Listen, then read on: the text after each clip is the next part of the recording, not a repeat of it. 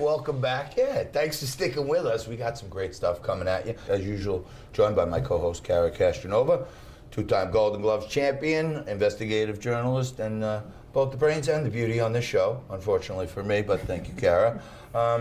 Joining me this week, straight up from Florida, the man who was solely and single-handedly responsible for JT coming into your living rooms on Newsmax for the last 7 years. Come on now. None other than the host right here on Newsmax of John Bachman Now, but my dear friend, John Bachman. A pleasure to be here with everyone. I kid you not, at home, if not for him, I wouldn't be on Newsmax. You're too nice, John. Thank That's you not for that. true. But it's When we got to have a serious conversation about some of the crazy stuff going on in this country, and certainly around the world, we bring in some of the greatest minds. And today, we're lucky to have Mort Klein with us. You are the president of the Zionist Organization of America, and you wanted me to let the audience know that you're on Wise Guys today under protest. No, I'm kidding. You're on Wise Guys today, but the views we talk about are your own and not necessarily representative of the organization. Exactly correct. Thank you. Was that good? Did I do the disclaimer? You did good it. there? You did it absolutely perfectly. So now, every single week we go out there and we talk to regular folks, and then we show it to our guests in the audience, and then we kind of break it down. So I want you to take a look at what someone had to say out there about Alexandria Ocasio-Cortez's stance on Israel and the border and stuff like that. Take a look. The United States is running concentration camps on our southern border, and that is exactly what they are. They are concentration camps. The fact that concentration camps are now an institutionalized practice in the home of the free is extraordinarily disturbing. And we need to do something about it. A presidency that creates concentration camps is fascist. Your thoughts? Well, she's talking about that the little cages that are next to the border reminds her of concentration camps. This is so disgraceful. And I say this as a child of Holocaust survivors. My parents were in Auschwitz. I lost my entire family to the Holocaust, to Hitler. I had no grandparents growing up. Most of my aunts and uncles were murdered. That's not what's happening on the border. These people are alive. They're being taken care of until they can figure out what to do with them. So this analogy is an insult to anyone who survived the Holocaust, all the people who have died in the Holocaust. This woman knows not what she talks about. Of course, I'm not surprised, because she's one of the most hostile people to Israel and Jews we've ever seen in Congress. She supports boycotting Israel, divesting from Israel, sanctioning Israel, and she's praised publicly major anti-Semites like John Corbyn, the former leader of the Labour Party in England. She's publicly praised him as what a great man he is. So nobody should ever listen to what this woman says. She knows not from what she talks. And when you're dealing with a hater and a bigot, one should just tune them out and not listen to a word they have to say. There's no room in the U.S. Congress for this level of anti-Semitism. And Mort, we've talked about this all the time. We constantly, every year, see increases of anti-Semitism, attacks on the Jewish community. And it's partly these people are responsible. Rashida Tlaib, AOC, they fan these flames. Yeah, and I remember when Trump was president, he was kind of really advocating for Israel. President after president has said that they were going to move the embassy in Israel. Trump came in and said, these people have been telling me it's going to cost me $50 million, $100 million. We did it for a couple of $1 million, and we did it in 2 months. Was Trump a great advocate in the eyes of you and your people and your organization? Donald Trump, who we honored last November at our national gala at ZOA, was the greatest friend to Israel that Israel's ever had in the White House. He not only moved the embassy, which was U.S. law. This law was passed in 1995, and presidents, every single president since then, both Republican and Democrats, promised to move it, and then not only refused, they invoked the security waiver. Say we can't move the embassy because it'll be bad for world security, America's security. And Trump came and said, we're going to do it. It's the right thing to do. It's the law. And Jerusalem is the undivided capital of Israel. How many people know that the word Jerusalem is never mentioned a single time in the Muslim Quran. It's never mentioned.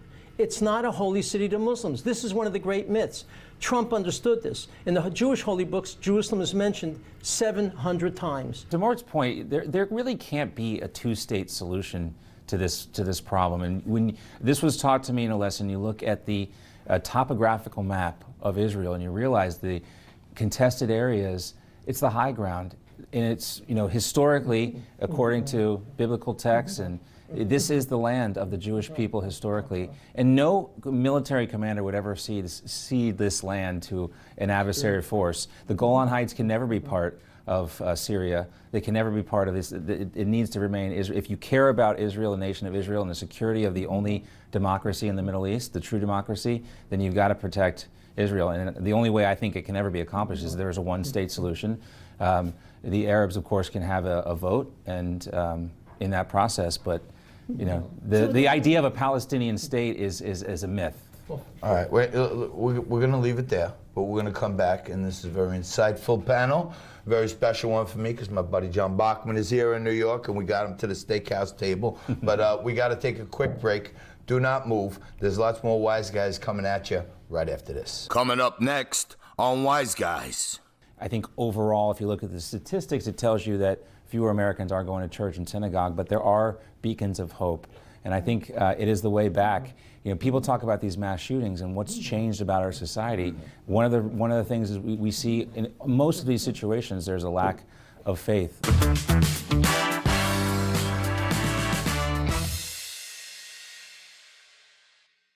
When I won, I said, the good thing is now the press finally gets it. They got worse. They're loco. America has finally witnessed a commander-in-chief who doesn't just go off script. Sometimes he just goes off. Enjoy part 2 of President Trump's funnier moments. Looks like you've been sleeping well. Megan, he's back. The My Pillow guy. And you're looking good. Still feeling good. Well, just when you thought it couldn't get any better, we've got the best pillow ever, My Pillow 2.0. Wow, it's so soft and smooth. It's cool to the touch. How did you do that? Well, we took My Pillow's patented fill and combined it with this new technology that we didn't have back then when I invented My Pillow to bring you the best pillow in history, My Pillow 2.0. Just like all of you, I never imagined that My Pillow could get any better. That's why I haven't changed it in nearly 20 years. Then I heard about a revolutionary new technology, and I knew I had to bring it to you all. My Pillow 2.0 is truly the next generation of My Pillow. The My Pillow 2.0 is cooler and softer than the last My Pillow. It is so comfortable to sleep on at night. I look forward to going to bed, and I wake up well rested in the morning. Sleep is all about temperature and height. My Pillow 2.0's patented adjustable fill is going to give you the exact individual support you need from your head to your bed. And now here's where it gets even better. We've all experienced those temperature-related sleep interruptions where you get too hot, you toss and turn, you flip your pillow over to the cool side. Well, all that's gone with my brand new My Pillow 2.0 cooling fabric that's made with temperature-regulating thread. The best sleep just got even better. Whether you have a MyPillow or not, you need to get the brand new MyPillow 2.0. Call or go to MyPillow.com now. Use your promo code, and for a limited time when you buy one, you'll get a second one absolutely free. You're sleeping even better. And cooler, too. And you're looking good. Feeling good. I knew you would. Visit MyPillow.com. Introducing the limited edition Disney collection from BlendJet. 9 exciting designs your whole family will adore. BlendJet 2 is portable, which means you can blend up nutritious smoothies, protein shakes, or frozen treats just about anywhere. Recharge quickly via USB-C. It even cleans itself. Order yours now from blendjet.com and bring a little Disney into your life. Here at Allegiance Flag Supply, we grew sick and tired of flying flags that were made overseas, flags that would rip and tear easily, so we really made a commitment to quality. All of our flags are finished with bar tacking at all of the stress points, and they are sewn using double needle lock stitching. All of our flags materials are sourced in America, and they are made by American seamstresses. So we're American made from beginning to end. Shop now at showallegiance.com.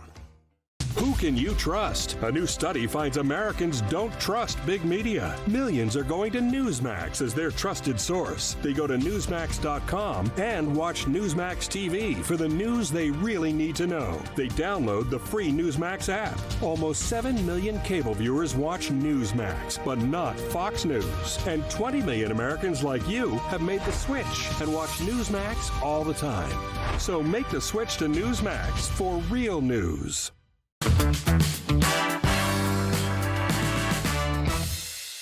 All right, welcome back. You watching Wise Guys? Yeah, we're at the table for the sit down where we take your views and we make it the news. I'm back with my panel again. Mort Klein is with us. He's the president of the Zionist Organization of America. Of course, my co-host, Kara Kashanova. And my buddy, I call him my rabbi sometimes at Newsmax when I got to go for some real career spiritual advice. This is the guy who usually advises and counsels and puts me on the right path, Johnny Bachman. Great to be here. Thank you for having joining me. us. And he's the host of John Bachman Now, but I call him Johnny because I just can't help it. But thanks so much for joining us. Are we in a tough place worldwide, like with religion and the attacks on religion? The Judeo-Christian ethos is really what's not only built America, but kept it together and kept it strong. Because now we're seeing families being weakened. We're seeing promotion of beliefs that the Bible says is wrong and is an abomination. And we see far fewer people going to church and synagogue every week. So this is not good for America, that's for sure. You go to church on Sundays? You think Not every Sunday, but we do. Attendance Yeah, we is do. up or is attendance down? I think where I live is somewhat unique. I live in a more conservative area of Florida. It's called Martin County. There's a still strong, I'm Catholic, there's a strong Catholic community there. But what I'm encouraged by is you do see a lot of younger people in my particular church. I think like anything else, it depends on where you are. We do see a decline in this country. I think overall, if you look at the statistics, it tells you that fewer Americans are going to church and synagogue, but there are beacons of hope. And I think it is the way back. You know, people talk about these mass shootings and what's changed about our society. One of the things is we see in most of these situations, there's a lack of faith. There's a lack of foundational faith in these family relationships, and that's what I think leads a lot of times to this. That's a good point you make, and I was thinking about the other day, and I was reading statistics about Generation Z being the least religious of any generation. I think 18% of them, which is a pretty high number compared to other generations, considers themselves agnostic or atheist. And I think that's a big part of the problem, that we have to reach out to these young kids. And like coincidentally, the majority of the shooters, these mass shooters, are Generation Z, don't believe in God. How could they really to commit such an atrocity? So I think that the solution to these mass shootings is really talking to people about God more, because I don't think gun control is working. Right. It's a lot of times there are several examples of a cry for help before these mass shootings take place, and when you have a religious foundation, I think you understand that you answer to a higher power. You think twice about those things. Well, the same goes for suicide. We see an increase in the suicide rate in this country, in the Jewish faith and in the Christian faith. That's traditionally viewed as a sin. We see people getting away from that kind of idea as well. It's a horrible situation, but again, more faith, more adherence to religious philosophy, you'd see less suicide. Right, and I think also too that the Constitution was based on a lot on the Bible and on natural on the law belief and on God. that our rights as citizens come from God, not from the government, not from a higher power. And as people, we bestow those powers onto elected officials, but the power comes from God. Right, which is why there's a war on religion for obvious reasons. Yes. They want us to worship the government and not God. Exactly. Yeah, and I want to point out that Warren Klein has been nice enough to join us this week on Wise Guys, the president of the Zionist Organization of America, but sits at the table today as his own man, just Morton Klein. Thank you so much. We're trying here on Newsmax to always be the one network that at least can recognize that the majority of this country came here and their ancestors came here because they were pursuing things like freedom of speech and freedom of religion, and a lot of the other networks forget about it. And for those of you who used to watch Fox News, thank you for coming over to Newsmax. Tell all your friends about it and let them know that we're not afraid to talk about faith and its importance in this world and certainly in this country right now. So thank you for that. Mort and Klein, thank you so much. You were great. Thank you for gracing us with your presence here at the table. I really appreciate it. Great to be here. Carrie, you were great as usual. And JB, I mean every way I said, and all you out there, when you think about Wise Guys Nation and all the good stuff we're doing,